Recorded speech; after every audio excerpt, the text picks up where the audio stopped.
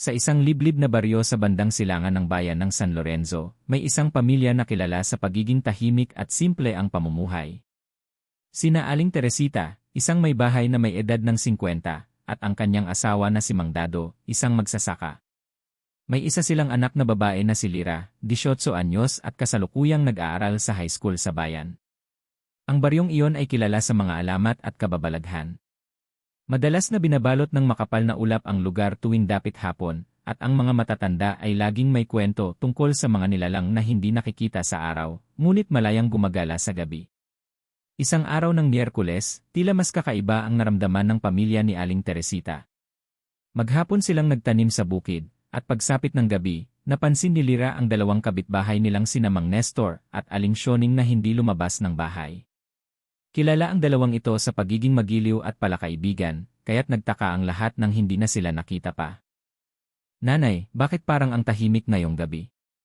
Parang wala tayong naririnig na huni ng kuliglig," tanong ni Lira habang nakatingin sa labas ng kanilang bintana. "Ewan ko, anak. Kanina pa rin ako kinakabahan," sagot ni Aling Teresita habang nagkukusot ng kamay. Habang sila ay naghahapunan, biglang may malakas na kalabog sa bubong ng kanilang bahay. Sabay-sabay silang napatigil.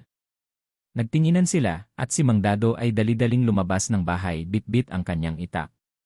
Pagtingala niya sa bubungan, laking gulat niya nang makita ang mga butil ng asin na tila binudbod sa paligid.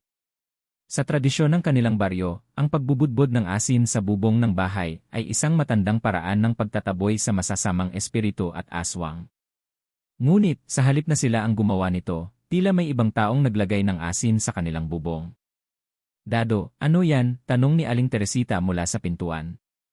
"Asin, Teresita, may nagbudbod ng asin sa atin." "Masama to," sagot ni Mang Dado halatang kabado. Kinabukasan, kumalat ang balita na natagpuan ang bangkay ni Mang Nestor at Aling Sioning sa likod ng kanilang bahay, duguan at tila hinigop ang laman loob. Ang mga matatanda sa baryo ay nagtipon-tipon sa gitna ng plaza at nagdesisyong magkandila at magdasal. Ang mga tao ay naniniwalang may mga aswang na naman sa paligid. "Teresa, kailangan nating humingi ng tulong kay Aling Binay," payo ni Aling Luring, isang matanda ring kapitbahay. Si Aling Binay ay isang kilalang manggagamot sa kabilang baryo. Siya ang nilalapitan ng mga tao kapag may di maipaliwanag na karamdaman o kababalaghan.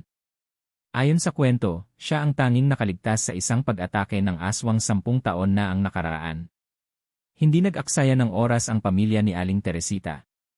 Kinagabihan, nag-empake sila ng kaunting damit, ilang pirasong pagkain, at ilang piraso ng anting-anting na minana pa mula sa mga ninuno. "Hindi tayo ligtas dito, Teresita. Hanggang hindi natin nalalaman kung sino ang may gawa nito, hindi tayo titigil," sabi ni Mang Dado habang itinatali ang kanilang kabayo. "Mahal, paano kung habulin tayo sa daan?" tanong ni Aling Teresita, bakas ang takot sa kanyang mukha. "Bahala na. Mas mainam na humingi tayo ng tulong kay Aling Binay kaysa maghintay na kami naman ang susunod," sagot ni Mang Dado.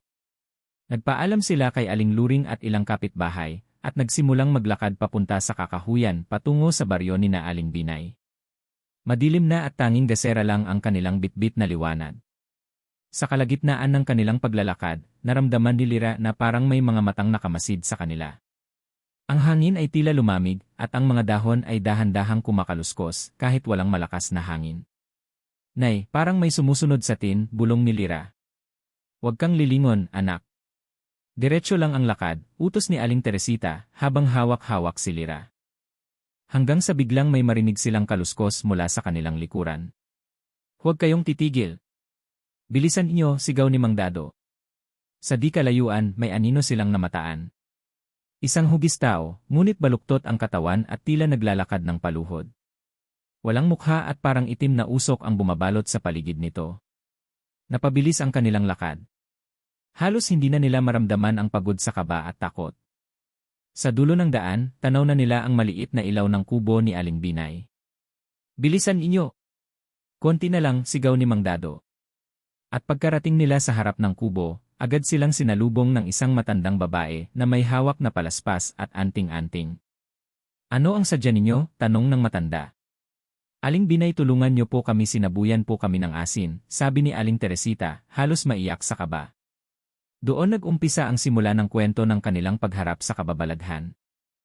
Pagpasok ng pamilya ni Aling Teresita sa kubo ni Aling Binay, agad silang pinaupo ng matanda sa harap ng isang maliit na altar na puno ng kandila, anting-anting, at halamang gamot. Mabango ang loob ng bahay dahil sa amoy ng insenso at yerba buena na nakasabit sa bintana. Magandang gabi po, Aling Binay, pasensya na po kung istorbo kami, nahihiyang bati ni Mang Dado habang hawak pa rin ang itak sa kanyang tagiliran. Hindi kayo istorbo. Lalong-lalo na kung tungkol ito sa mga nilalang ng gabi, sagot ng matanda habang pinapahid ang langis sa isang piraso ng palaspas. Ikwinento ni Aling Teresita ang nangyari, ang biglang pagkamatay ng dalawang kapitbahay, ang asin sa bubong, ang malamig na hangin, at ang kakaibang anino sa daan. Aling Binay, ano po ba ang ibig sabihin ng asin na itinapon sa amin? Tanong ni Lira habang yakap-yakap ang kanyang ina. Huminga ng malalim si Aling Binay at nagsimulang magpaliwanag. Ang asin ay simbolo ng proteksyon sa mga nilalang na hindi kabilang sa mundo ng tao. Ngunit kapag ang asin ay itinapon sa bahay nyo nang hindi nyo kagustuhan, senyales ito na may galit na espiritu o aswang na nagmamarka sa inyo. Para kayong pinipili na susunod na biktima. Nagtinginan ang pamilya. Lalong nanlaki ang mga mata ni Aling Teresita at ni Mang Dado. Ibig sabihin po may gusto po sa amin ng masama? Nanginginig na tanong ni Lira. Tumango si Aling Binay. At hindi basta-bastang aswang ang may gawa nito. Kung sino man siya, matagal na kayong minamanmanan. Habang nagpapatuloy ang usapan, biglang may malakas na kaluskos sa labas ng bahay. Mabilis na sinindihan ni Aling Binay ang ilang palaspas na may langis at itinusok sa bintana. Huwag kayong matakot. Hanggat narito kayo, ligtas kayo, sabi ni Aling Binay. Dapat nating malaman kung sino ang may gawa nito at kung bakit. May naalala ba kayong nakasamaan ng loob kamakailan? Tanong ng matanda. Wala naman po, sagot ni Mang Dado habang nag-isip. Pero noon pong isang linggo, may dayong babae na dumaan sa baryo. Nagtanong kung saan daw may pwedeng tuluyan, pero wala po kaming nagpatuloy sa kanya dahil gabi na. Dayong babae, ulit ni Aling Binay, na tila biglang naging seryoso ang mukha. Anong itsura niya? Matangkad po, maputla ang balat, at mahaba ang buhok. Hindi ko po nakita ang mukha kasi laging nakayuko, sagot ni Aling Teresita. Huminga ng malalim si Aling Binay. Malaki ang posibilidad na siya ang naghahanap sa inyo. Biglang nagdilim ang paligid ng kubo. Parang may malaking ulap ang tumakip sa buwan. Nag-iba ang ihip ng hangin, malamig at parang may amoy ng sunog na dahon. Bumukas ang pintuan ng kubo ng kusa. Mabilis na kumilos si Aling Binay. Kumuha siya ng bilog na asin at inihagis sa may pinto.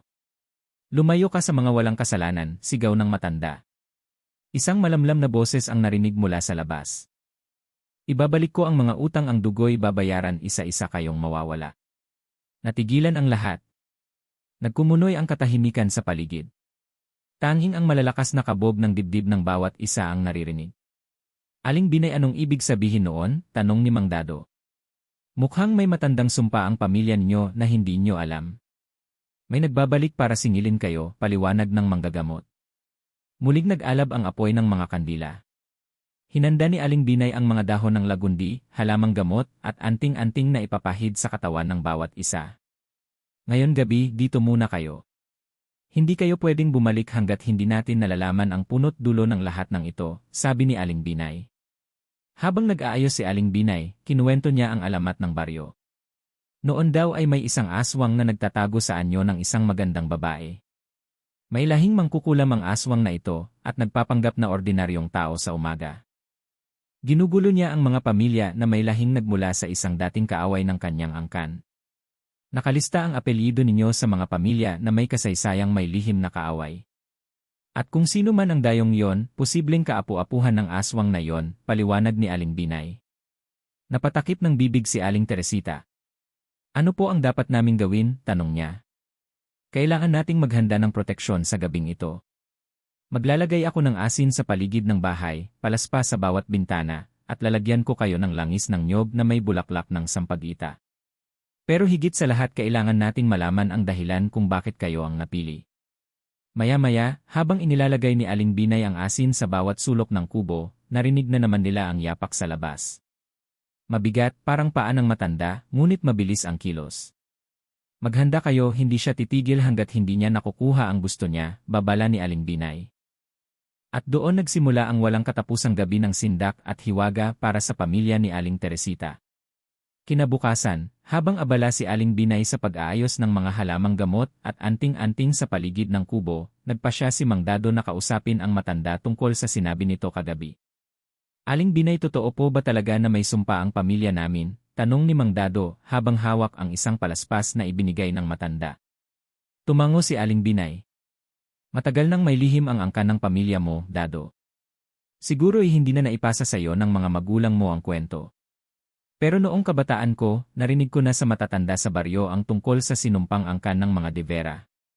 Napalingon si Aling Teresita at Lira, parehong nagtataka. De Vera po ang apelyido ng nanay ko, bulalas ni Aling Teresita. Yan ang sinasabi ko, sabi ni Aling Binay. Noong unang panahon, may isang babae na nagngangalang Salome. Isang mangkukulam at aswang na nagtatago sa baryo. Sinasabing siya ang may-ari ng lupaing na yon ay kinatitirikan ng inyong bahay. Ngunit dahil sa mga pagpatay at pananakot niya sa mga tao noon, pinagtulungan siya ng mga ninuno ninyo, kabilang ang mga De Vera at ilang pamilya sa baryo. Pinatay po siya, tanong ni Lira, halatang kinakabahan. Ngunit bago siya tuluyang bawian ng buhay, binigkas niya ang sumpa, na ang dugo ng mga De Vera ay babayaran ang kasalanan ng ninuno at isa-isang kukunin ang mga susunod na salinlahi. Taon-taon, tuwing sumasapit ang ika-14 na buwan ng tag-ulan, isa sa mga lahi ng De Vera ang mawawala.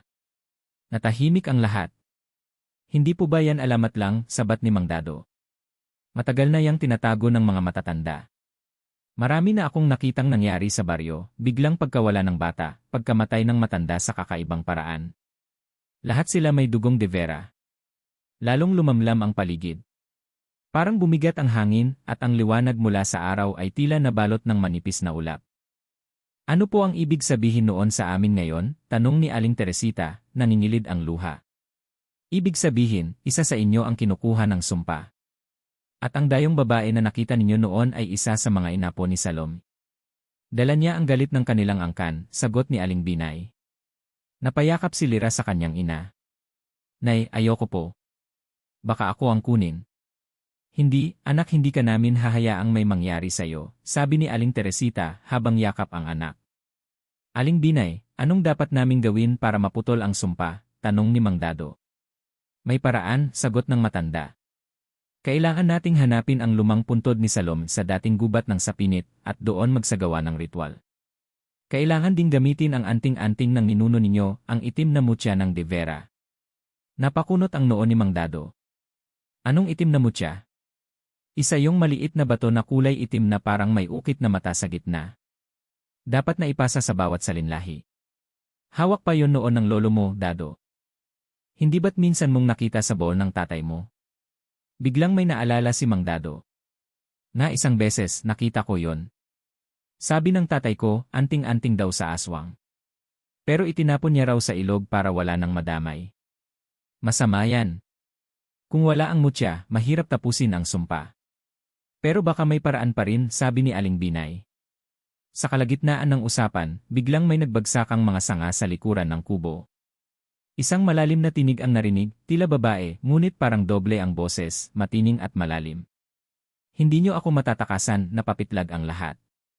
Mabilis na binuksan ni Aling Binay ang isang kahon at kinuha ang isang maliit na bote ng langis. Pinahiran niya ang noo ni Lira, Aling Teresita, at Mang Dado. Hanggang hindi tayo nakakarating sa puntod, ito ang magsisilbing pansamantalang proteksyon sa inyo. Ngayon na po ba tayo pupunta? Tanong ni Mang Dado. Hindi pa. Hihintay natin ang dilim. Doon mahina ang kapangyarihan ng kalaban sa piling ng banal na halaman at kandila. Pero kailangang handa kayo. Dahil oras na maglakad tayo patungo sa sapinit, wala ng urungan. Napatingin si Aling Teresita sa anak. Anak, kakayanin natin to, hawak kamay tayong lalaban. Dahil sa takot at kaba, hindi na nila napansin ang pagluha ng kandila sa altar, isang hudyat daw na may di nakikitang espiritu na naroroon. Sa labas ng kubo, may isang pares ng pulang matang sumilip sa gilid ng puno. Lumalim ang gabi. Tumigil na ang ulan, pero ang hangin ay malamig at may kakaibang amoy, parang bulok na dahon na may halong insenso. Sa maliit na kubo ni Aling Binay, abala ang matanda sa paglalagay ng mga palaspas at asin sa mga bulsa ni Mang Dado, Aling Teresita, at Lira. Kailangan nating umalis bago sumapit ang 12:00. Doon sa oras na yon, pinakamanipis ang laylayan ng tabing sa pagitan ng mundo ng tao at ng mga nilalang ng dilim, paliwanag ni Aling Binay habang sinisindihan ang ilang piraso ng kandilang itim. Aling Binay, siguradong ligtas po ba yon? Nanginginig ang boses ni Aling Teresita habang yakap si Lira. Walang kasiguraduhan. Pero mas delikado kung hindi tayo kikilos. Ang huling naglakas loob na humarap sa aswang sa sapinit ay hindi na nakabalik. Nagkatinginan ang mag-anak at kahit natatakot, nagpasya silang sumama. Naglakad sila sa madilim na daan patungong gubat ng sapinit.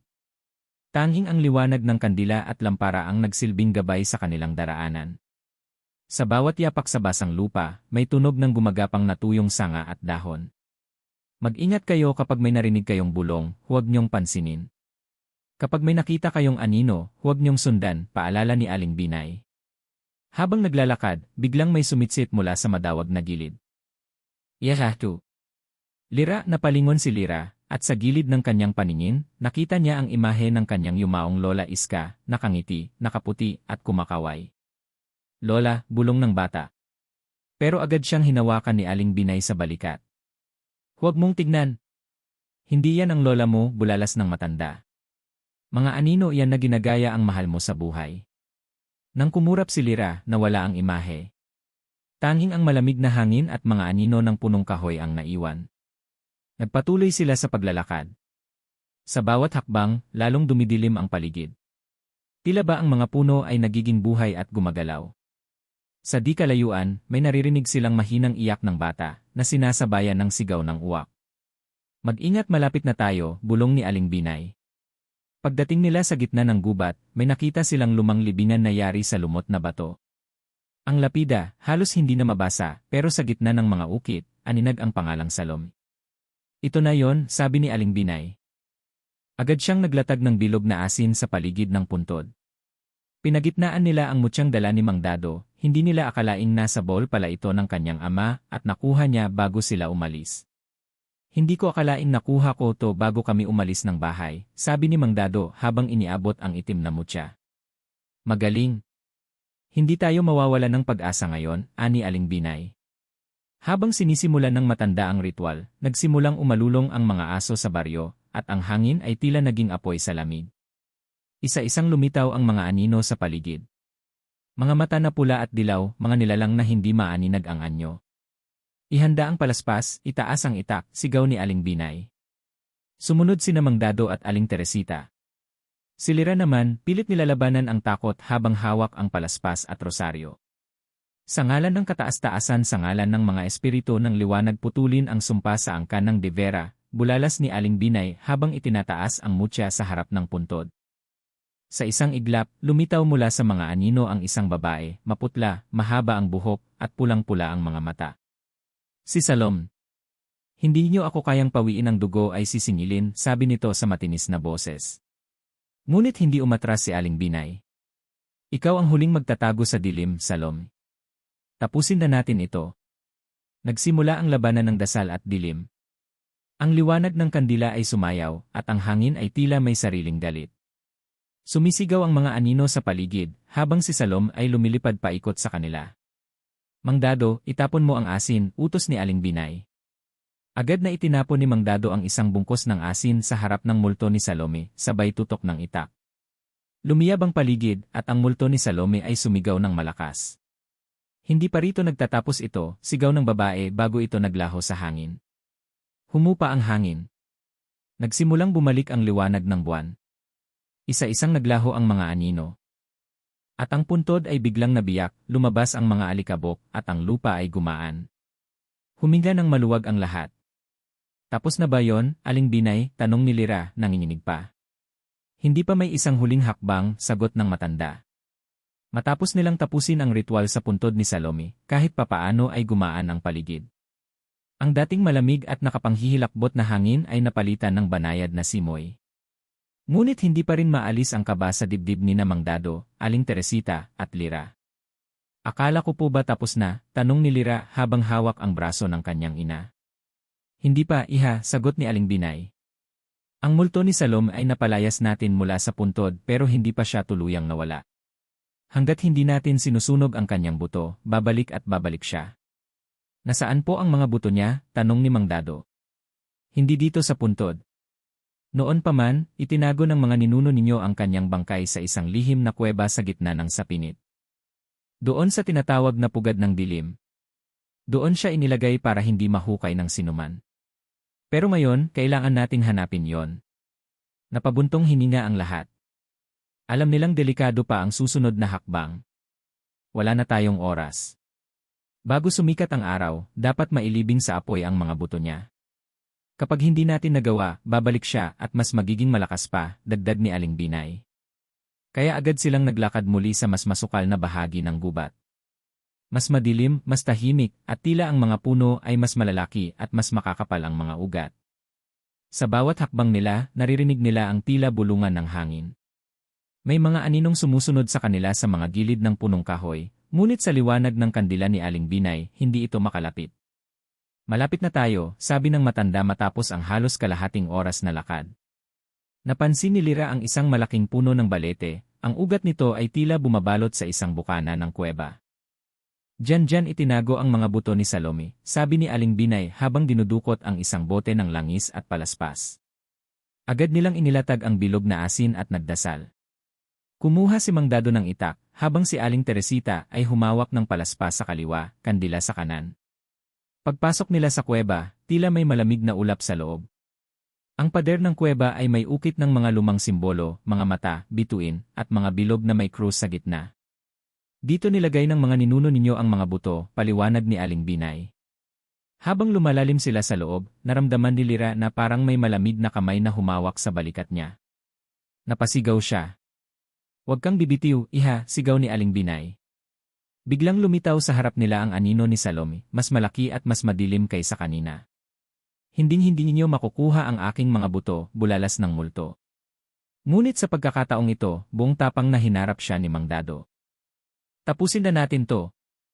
Agad na inihagis ni Aling Binay ang langis na may halo ng dahon ng mangkono sa anino. Nagliyab ang hangin at nagsimulang umatras ang multo. "Lira, kunin mo ang kahon sa ilalim ng bato," sigaw ni Aling Binay. Agad na gumapang si Lira at nakita niya ang isang lumang kahon na yari sa kawayan at may ukit ng mata sa takip. Nanginginig man ang kamay, binuksan niya ito at naroon ang mga tuyong buto, bungo, kamay at mga tadyang. "Diyan siya nakalagay," sabi ng matanda. Habang binubuhat ni Mang Dado ang kahon, sinundan sila ng multo ni Salome. "Hindi niyo ako pwedeng pawiin. Kayo ang may utang," sigaw nito. Ngunit bago pa ito makalapit, ibinuhos ni Aling Teresita ang palanggana ng asin at langis sa sahig, at lumiyab ang paligid. "Ngayon, ibuhos niyo ang apoy ng buhay," sigaw ni Aling Binay. Inilabas ni Mang Dado ang bote ng langis ng santuaryo, langis na gawa sa pinaghalong niyog, dahon ng mangkono, at dugo ng tandang, at ibinuhos sa mga buto. Sinindihan ni Aling Binay ang kandila at itinapon sa kahon. Lumikha ito ng mataas na apoy, at mula sa apoy, sumigaw ang multo ni Salome. Hindi ito matatapos. May babalik pa." At sa isang malakas na liwanag, naglaho ang anino ni Salome. Nagkayakap silang lahat habang unti-unting humupa ang apoy. Tahimik na ang paligid. Wala na ang mga bulong, wala na ang mga anino. Sa wakas, natapos din ang sumpa.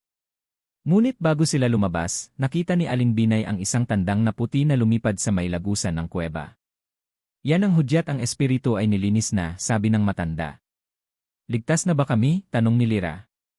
"Sa ngayon? Pero may dapat pa tayong gawin," sagot ni Aling Binay. "Anong ibig niyong sabihin?" tanong ni Mang Dado. "Ang pagkamatay ni Salome ay nag-iwan ng baka sa inyong dugo. Kailangang magdasal, mag-alay, at panatilihing may basbas ang inyong tahanan. Dahil ang mga nilalang sa dilim hindi kailanman tuluyang nawawala." Nagkayakap ang mag-anak habang ang unang liwanag ng araw ay dahan-dahang sumilip sa lagusan ng kuweba. Pagkalabas ng mag-anak sa kuweba ng sapinit, tila ba nagsimulang bumalik ang normal na ihip ng hangin. Ang langit ay may bahagyang liwanag, hudyat na paparating na ang umaga. Pero sa kabila ng katahimikan, dama pa rin ni Aling Binay ang bigat ng hangin sa paligid. Hindi pa tapos ang lahat, mahinang bulong niya habang pinagmamasdan ang paligid. "Akala ko baligtas na tayo, Aling Binay?" tanong ni Mang Dado, habang yakap si Lira at si Aling Teresita sa kanyang tabi. Ang mga sumpa ng lumang angkan ay parang sugat. Kahit hilumin, may pilat na maiiwan, paliwanag ng matanda. Ang masama, kapag may pilat, maaaring sundan yan ng bagong sugat. Hindi man nila gustuhin, kailangan pa ring protektahan ang kanilang tahanan sa loob ng 7 gabi. Sa 7 gabing iyon, kailangang magbantay, magdasal, at mag-alay sa mga diwata at espiritu ng liwanag para hindi makapasok ang masamang anino. Pagdating nila sa bahay ni Aling Binay, agad silang naghanda ng mga palaspas, asin, kandila, at langis na ipapahid sa mga pintuan, bintana, at post ng bahay. Gumawa rin ng anting-anting si Aling Binay para kay Lira, isang maliit na botelya na may halong dinikdik na dahon ng mangkono, pulang sinulid, at balahibo ng puting tandang. Ano po yan, Aling Binay? Tanong ni Lira. Ito ang magbibigay sa'yo ng lakas at proteksyon.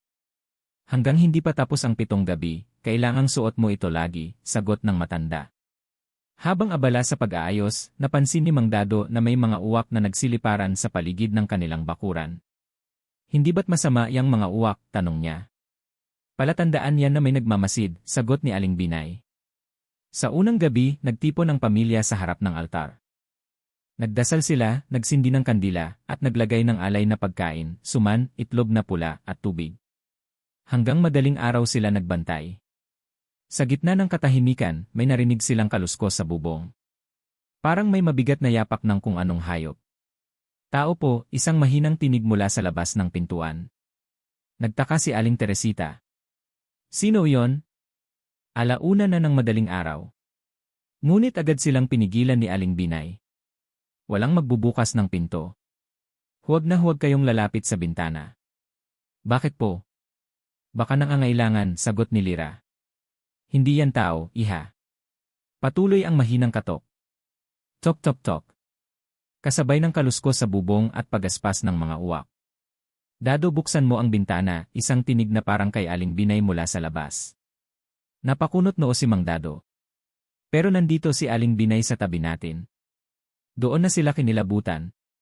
Agad na binuhusan ni Aling Binay ng asin ang paligid ng altar at nagdasal ng mas mabilis. Hindi kayo makakapasok dito, sigaw niya. Biglang nagsimulang manginig ang bubong, at may nahulog na putol na kuko na parang sa hayop, itim, matulis, at may bahid ng dugo.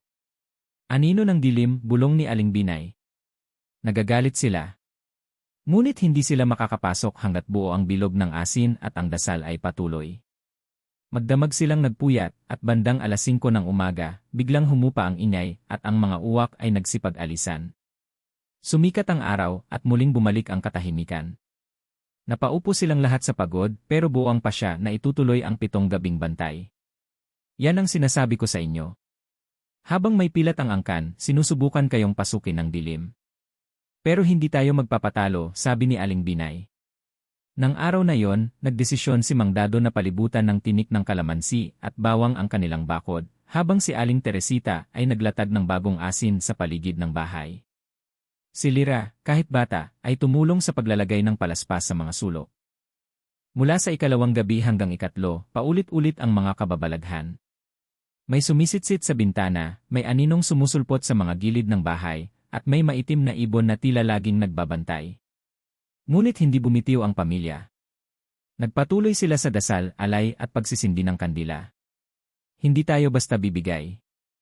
Ang nilalang ng dilim, kahit gaano kalakas, matatalo ng matibay na pananalig, sabi ni Aling Binay. Habang lumalapit ang 7 gabi, ramdam ng lahat ang lumalakas na presensya sa paligid. Tila mas dumadami ang anino sa kakahuyan, at ang hangin ay may dala ng amoy ng dugo at usok. Ngunit sa kabila ng pagod at takot, buo ang loob nilang tapusin ang 7 gabi, dahil alam nila, kung malalampasan nila ang huling gabing iyon, tuluyan nang mawawala ang banta ng anino sa kanilang angkan. Ang buong baryo ay tahimik, tila ba nagtatago ang mga tao sa kani-kanilang bahay. Walang kahit sinong naglalakad sa kalsada, at ang hangin ay malamig na parang humahaplos sa kanilang balat. Sa bahay ni Mang Dado, mas doble ang paghahanda nila. Ngayon ang pinakamalakas na gabi, sabi ni Aling Binay habang inilalatag ang pinakamatibay na bilog ng asin sa paligid ng kanilang tahanan. Ito ang gabing sinusubukan ng dilim na basagin ang ating pananalig. Kaya walang bibitiw, walang matutulog, at walang lalabas kahit anong marinig.